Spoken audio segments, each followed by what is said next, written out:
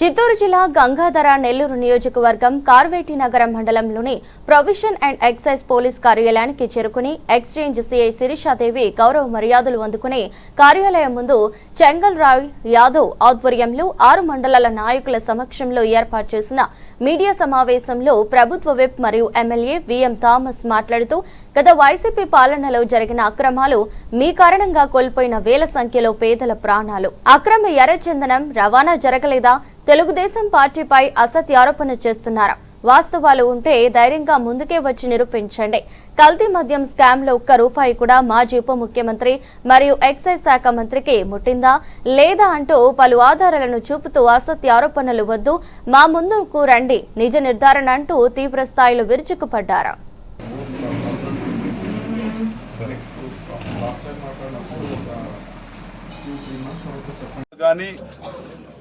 అదే విధంగా పర్మిషన్లు గాని ఇచ్చింది నువ్వు కాదా?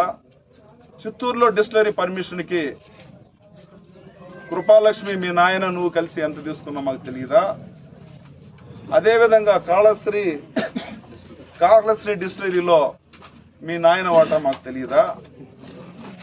ఇదే విధంగా 8 కోట్లు నీ అకౌంట్లో, మీ చెల్లెల అకౌంట్లో, మీ నాయన అకౌంట్లో వైట్లోనే రాలేదా? అందుకే కదా సెల్ ఫోన్ నుంచి మొబైల్ నుంచి మొత్తం కూడా నీ ల్యాప్టాప్లన్నీ ఇంటికి వచ్చి తీసుకొని పోయింది నిజం కాదా?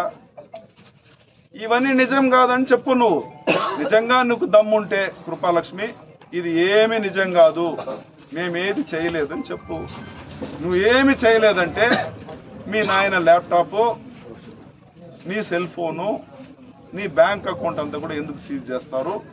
మీ అకౌంట్లో 8 కోట్లు ఎందుకు వచ్చింది కృపాలక్ష్మి? దీనికి ఆన్సర్ ఏమో ఫస్ట్ కృపాలక్ష్మి. మళ్ళా మాట్లాడతాము నారావరి కల్తీ మద్యం గురించి. టైటిల్ పెట్టుకుని సిగ్గు లేకుండా వస్తున్నావు. కొద్దిగానే సిగ్గుందా నీకు నీ కుటుంబానికి, మీ నాయనకి కొద్దిగానే సిగ్గుందా?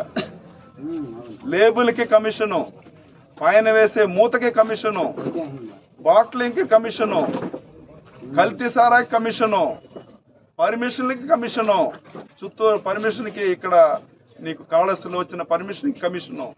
ఇవన్నీ కూడా మీరు డబ్బులు సంపాదించుకొని జర్మనీలో ఇన్వెస్ట్ చేయలేదా? అడుకడుకు మీ నాయన ఎందుకు మా జెరూసలేంకి వెళ్ళిపోతానో నాకు అర్థం కాదు. మీ నాయన చెప్తాడు నేను హిందూ, నేను సనాతని ధర్మం నాదే అంటాడు. అనేసి మీ అమ్మనే అంటే నారాయణ స్వామి వైఫే ఇంట్లో కూర్చొని బైబిల్ చదువుతుంది, నేను క్రిస్టియన్ అంటుంది. ఇదే నారాయణ స్వామి హిందూ అంటాడు. అరే హిందూ అయితే నీకేం పని ఉందిరా జెరూసలేంలో? జెరూసలేంకి ఎందుకు పోతావు? ఇప్పుడు కూడా నువ్వు జెరూసలేంలో ఉన్నావు అంటే ఇక్కడ ఉండే డబ్బులన్నీ కూడా జెరూసలేంకి ఇన్వెస్ట్మెంట్కి వెళ్ళిపోవాలి. ఈడొచ్చి ఏమి తెలియనట్టు ఎట్లా అంబేద్కర్ స్టాచ్యూని కాల్ చేసి నాకేం తెలీదు మాలేసుకునేది, పోయి ఎస్పీ కాల్ పట్టుకునేది, పోయి డిఎస్పీ కాల్ పట్టుకునేది. ఏం యాక్షన్ అండి అది? నాకు నిజంగా బాహుబలి డైరెక్టర్ ఎవరండి? రాజమౌళి మాత్రం వీడిని గోవిందయ్యని చూస్తుంటే, ఈ నారాయణ స్వామి చూస్తుంటే ఖచ్చితంగా ఈయనకి ఎక్సలెంట్ పాత్ర ఇస్తాడు. ఇలాంటి పనికి మాలిన drama troupe agent, drama troupe company ఓనరా? డ్రామా తమ్ముడు అడుగుడు చెప్తాడు. డ్రామా ట్రూప్ కంపెనీ ఓనరు ఈ కృపాలక్ష్మి. నారాయణ స్వామికి కొద్దిగైనా సిగ్గు, లజ్జ, రోషం, నిజంగా ఉప్పేసుకుని ఆనందింటే ఒక రోజు బతికినా కూడా రోషంగా ఈనంగా బతకాలండి. ఇలాంటి సిగ్గు మాలిన బతుకు ఎందుకండి? నాకు అసలు డబ్బుకు ఏమైనా కకృతి పడతావా? సిగ్గు లేదా మీకు? అంటే జనాల ప్రాణంతో చెలగాట మాడి వాళ్ళ మంగళసూత్రాన్ని కూడా మొత్తం కూడా తెంచేసి ఇందులో వచ్చిన డబ్బును తినాలంటే దీనికంటే దరిద్రం, దీనికంటే కేవలం, దీనికంటే నాకు అర్థం కాలే ఇంకేం మాట్లాడాలో. మీకు ఏమైనా సిగ్గుందా అని అడుగుతున్నా. మీరండి ప్రెస్ మీట్ పెట్టేది? జనాల్ని వేధించుకొని తినలేదా? ఇంకొకటి చెప్తా, దేవుని పేరు చెప్పుకొని లడ్లు పేపర్లు అమ్మి తినలేదా మీరు? దాంట్లో వచ్చిన డబ్బుల్లో చైన్ తీసుకోలేదా? పట్టు శారీ తీసుకోలేదా? లేదని చెప్పు కృపాలక్ష్మి. రా నువ్వు దమ్ముకుంటే. అందుకే మీ నాయన్ని నిన్ను పిలుస్తున్నాం మేము ఇక్కడ. అరే దమ్ముంటే ఇక్కడ వచ్చి కూర్చో, రా మాట్లాడదాం ఇద్దరం. నువ్వేం అవినీతి చేసావో కూటమి ప్రభుత్వం ఏం అవినీతి చేస్తుందో ఇక్కడే తెలుస్తాం రా అని చెప్పి కృపాలక్ష్మి నేను తెలుస్తున్నాను.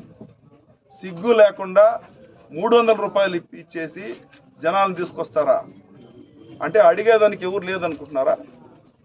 మా నాయకుడు మమ్మల్ని కంట్రోల్లో పెట్టున్నాడు, అందుకే మీరు మర్యాదగా ఇక్కడంతా తిరుగుతున్నారు. మా వాళ్ళు ప్రశాంతంగా ధర్నా చేస్తే కూడా మీరు హౌస్ అరెస్టులు చేశారు, మా పైన కేసులు పెట్టారు, మమ్మల్ని అందరినీ కూడా ఇబ్బంది పెట్టించారు.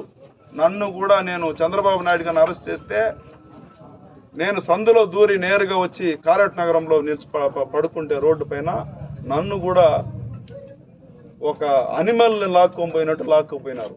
ఇప్పుడు మిమ్మల్ని మేము లాగలేదే, మిమ్మల్ని మేము కొట్టలేదే, మిమ్మల్ని మేము ఇబ్బంది పెట్టలేదే. ఎందుకంటే మా నాయకుడు కూటమి ప్రభుత్వం ఉండే నాయకులు